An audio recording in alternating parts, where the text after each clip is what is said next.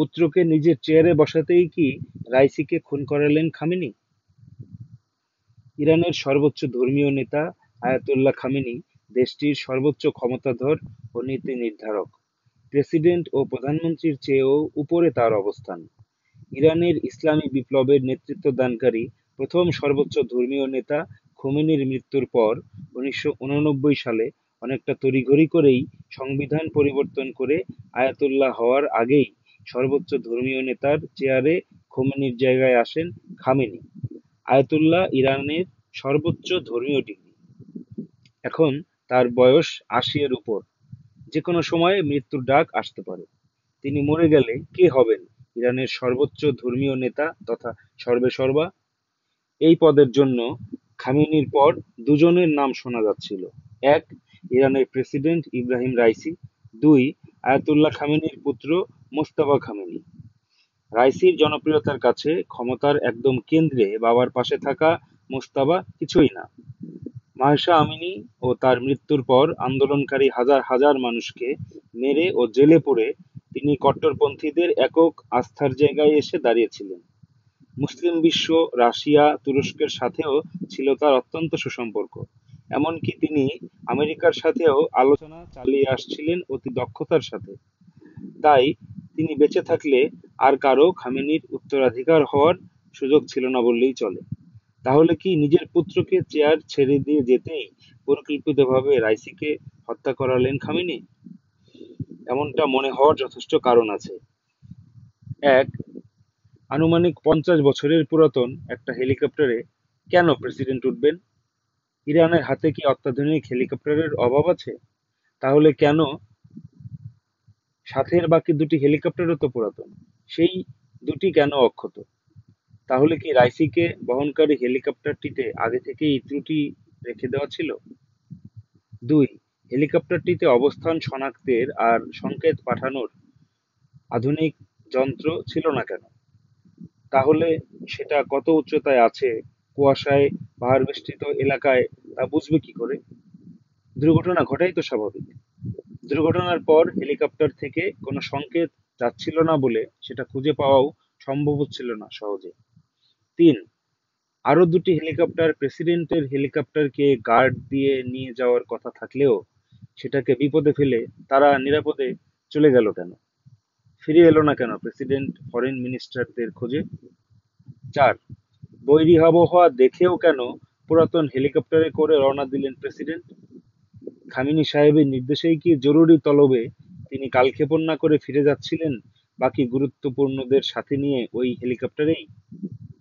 পাঁচ, হেলিকপ্টারটিতে কি একটা প্যারাশুটও ছিল না যা নিয়ে রাইসি সাহেবের জীবনটা অন্তত বাঁচানো যেত? একটা হেলিকপ্টার দুর্ঘটনায় পড়ার পর মাটিতে আছড়ে পড়ার আগে যথেষ্ট সময় হাতে থাকার কথা প্যারাশুট নিয়ে লাফ দেওয়ার মতো, তা কেন হলো না? ছয়, রাইসিকে বহনকারী হেলিকপ্টারটি নিখোঁজ হওয়ার পরেই খামেনি সাহেব ঘোষণা দিলেন রাইসি কিছু হলেও ইরানের কিছু হবে না, ইরান তার নিজের পথেই চলবে।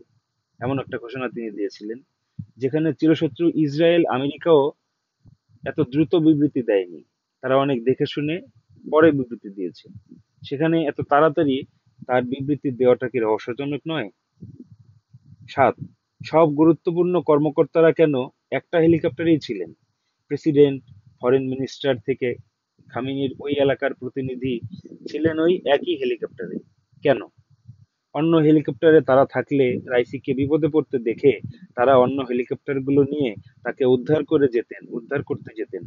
তাই একটাতেই কি সবাইকে ওঠানো হয়েছে, যাতে কোনো সাক্ষী না থাকে, যাতে কেউ বেঁচে না ফিরে, মোস্তফা খামেনিরও যাতে আর কোনো প্রতিদ্বন্দ্বী না থাকে? আট, সৌদি আরবে আমরা জানি কৃত্রিমভাবে বৃষ্টি নামানো যায়। তাহলে কৃত্রিম কুয়াশা বানানো তো আরো সহজ হওয়ার কথা। সামান্য গ্যাস দিলেই যেখানে ধোঁয়া কুয়াশা তৈরি হয়, আমরা দেখি মশার যে ধোঁয়াগুলো দেয় তাতেই এলাকা পুরা মানে ধোঁয়ায় একেবারে অন্ধকার হয়ে যায়। তাহলে কি খামেনি নিজে ওই এলাকায় হঠাৎ কুয়াশা ও ঝড়ো আবহাওয়া সৃষ্টি করে রাইসিকে মারার উপযুক্ত পরিবেশ সৃষ্টি করে দিলেন, যেখানে কিছুক্ষণ আগেও পরিবেশ অত্যন্ত অনুকূল ছিল বলে জানা যায়? নয়, হেলিকপ্টারটি পুরোপুরি পুড়ে যাওয়াটাও রহস্যজনক। সাধারণত দুর্ঘটনায় পরে মাটিতে আছড়ে পড়লে এমনভাবে হেলিকপ্টারটি পুড়ে যাওয়ার সম্ভাবনা কম, কারণ এলাকাটিতে প্রচুর গাছপালা ছিল। পড়ার সময় সেসব গাছপালার ডালে লেগে হেলিকপ্টারের মাটিতে পড়ার গতি কিছুটা কমার কথা। তাই অপেক্ষাকৃত আস্তে পড়লে এভাবে পুরোটা আগুনে পুড়ে যাওয়ার কথা না, কারণ ইম্প্যাক্ট কম থাকার কথা। তাহলে কি কেউ মিসাইল ছুড়ে হেলিকপ্টারটি ভূপাতিত করলো, অথবা হেলিকপ্টারের ভেতরে আত্মঘাতী কেউ কি খামেনির নির্দেশে সুইসাইড বোমা হামলা করলো হেলিকপ্টারে বসেই, নাকি চালক এবং চালকের সহকারী সুইসাইড মিশন অংশ নিল, তারা হেলিকপ্টার সহ প্রেসিডেন্ট সহ শরীর হেলিকপ্টার প্রেসিডেন্ট সহ সমাধি নিল। 10, যেহেতু হেলিকপ্টারটি পুরোপুরিভাবে পুড়ে যাওয়ায় কোনো লাশই এখনো ঠিকভাবে শনাক্ত করা যায়নি বলে বলা হচ্ছে, তাই এটাও হতে পারে যে রাইসিকে নিজের গুপ্ত বাহিনী দিয়ে গ্রেপ্তার করিয়ে কোনো গুপ্ত আস্তানায় বন্দি করে রেখেছেন খামেনি। যেহেতু ইসরায়েল ও আমেরিকা সরাসরি এই হামলার বিষয়টি নাকচ করে দিয়েছে, তারা বলেছে যে তারা এই ধরনের কোনো ঘটনা ঘটায়নি, সেহেতু আপাতত উপরের আশঙ্কাটা সত্যি হওয়ার সম্ভাবনা রয়েছে। কেননা দেশটির ভেতরে বিরোধী দলগুলোর এত ক্ষমতা নাই, বা এতটা উগ্র মোটিভও জানা মতে তাদের নাই, বা এতটা উন্নত অস্ত্রও তাদের কাছে থাকার কথা না, যা দিয়ে প্রেসিডেন্টের হেলিকপ্টার ভূপাতিত করবে। করলে এতদিনে তারা সেই দাবি করে উল্লাস প্রকাশ করত।